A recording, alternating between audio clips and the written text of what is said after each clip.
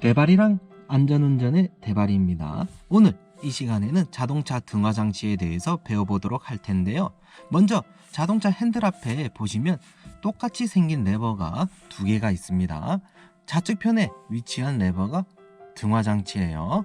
우측편은 와이퍼 레버인데요. 보통 수입차는 우측편에 기어가 설치되어 있는 차량들도 있기 때문에 주행 전 반드시 자동차 사용 설명서를 읽어보시고 주행하시는 것이 바람직합니다. 네, 이번 시간에는 자동차 등화 장치에 대해서 배워보도록 할 텐데, 제가 지금 손으로 가리키고 있는 이 레버에 보시면 화살표가 두 개가 있습니다. 먼저 전구 표시가 보이시는 이 레버를 잡고 한 칸 돌리게 되면 소량의 빛이 차량 내부에 그리고 외부에 나오게 됩니다. 자동차는 말을 하지 못하기 때문에 빛과 소리로 상대방 차량에게 신호를 전달할 수 있는데요. 우리 차량이 주행 중이란 상태를 반드시 나타내야 될 의무가 있습니다. 그렇기 때문에 비가 오는 날이거나 낮에도 미등을 켜고 달리는 차들을 많이 보셨을 거예요. 요즘 나오는 버튼 시동 장착 차량들은 흰색 LED 등이 선명하게 나오는 것을 확인할 수 있는데요. 우리 차량이 상대방 운전자에게 주행 중이라고 신호를 전달할 수 있다는 사실.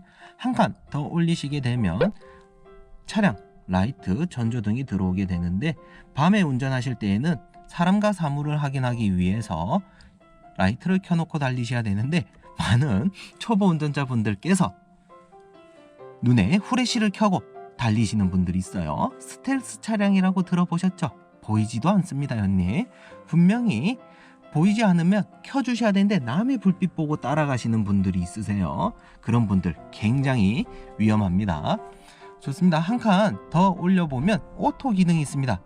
우리가 지하 주차장이나 터널 진입한다거나 아니면 우리가 어두운 곳을 지나가게 되면 라이트가 어둡다고 간주하고 켜지게 되고, 밝은 구간으로 나가게 되면 라이트가 자동으로 꺼지게 되는 역할을 하는데, 이 기능이 있는 차량이 있고 없는 차량이 또 있을 수 있어요.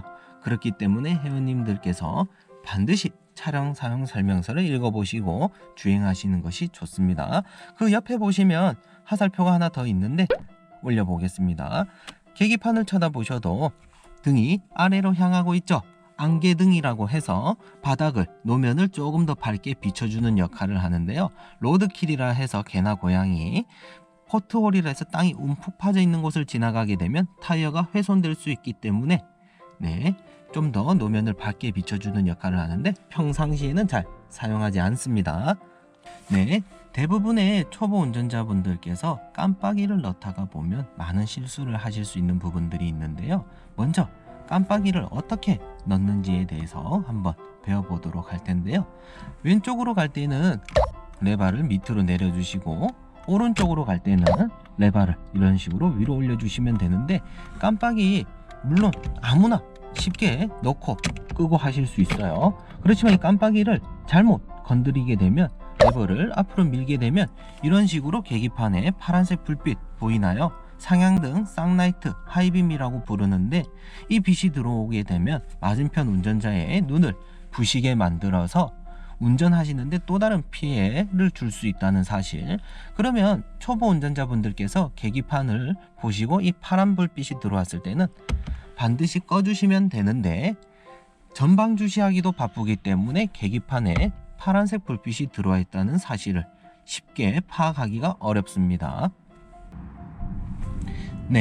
깜빡이를 넣을 때는 대부분 터치가 앞으로 될 수 있기 때문에 상향등을 들어오게끔 하지 않기 위해서는 엄지손가락을 살짝 핸들에 걸어 둔다고 생각하시고 중지와 약지를 이용해서 레버를 내렸다가 올렸다가 해주시면 되는데, 많은 분들이 요새 깜빡이를 잘 안 넣다 보니까 깜빡이를 넣지 않고 터치만 해도 3번 턴 시그널이 들어오는 것을 확인할 수 있습니다. 제발 좀 깜빡이 좀 켜주십시오. 좋습니다. 깜빡이 넣는 거 크게 어려운 건 없지만 이렇게 살짝 건드리기만 해도 3번 깜빡거리기 때문에 뒷차와 옆차에게 큰 피해를 주지 않는다는 사실. 우리가 차는 말을 하지 못하기 때문에 빛과 소리로 상대방 차량에게 신호를 전달하잖아요. 비상등 위치 반드시 꼭 알아놔 주시고요. 비상등이 들어와서 상대방 차량에게 신호를 전달할 수 있고요. 그리고 우리가 비상등을 켜서 차량을 잠깐 정차를 한다거나 사람을 내릴 수 있다는 신호도 맞습니다. 네, 마지막으로 자동차 후진등에 대해서 배워보도록 할 텐데요.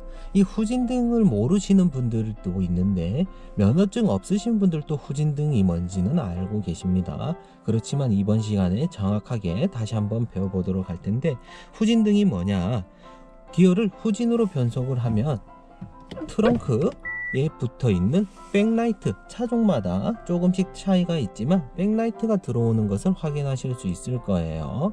저희 차 같은 경우에는 이런 식으로 백라이트가 들어옵니다. 우리가 주행하다 보면 갑자기 도로변에 주정차했던 차들의 뒷 엉덩이에서 후진등 들어올 때가 있습니다. 그럴 때 우리 차량 앞에 갑자기 끼어들 수 있기 때문에 우리 차량은 말을 할 수가 없잖아요. 창문 열고 소리 질러도 전달이 안 되기 때문에 이런 식으로 클락션을 가볍게 눌러주시는 것도 한 가지 좋은 신호 전달 방법입니다. 그리고 많은 분들이 잘 모르시는 것 같아서 한번 설명을 다시 드릴 텐데요. 미등이 켜져 있습니다. 브레이크를 밟은 모습이에요. 브레이크를 뗀 모습입니다. 브레이크를 또 다시 밟은 모습이에요. 혹시라도 브레이크 등이 나갔다 어떻게 확인하냐, 후면 주차를 벽면에 해놓고 사이드 미러를 통해서 우리 차 브레이크 등이 들어오는지 안 들어오는지 자가 점검 하실 필요가 있습니다. 이상 대발이랑 안전운전이었습니다.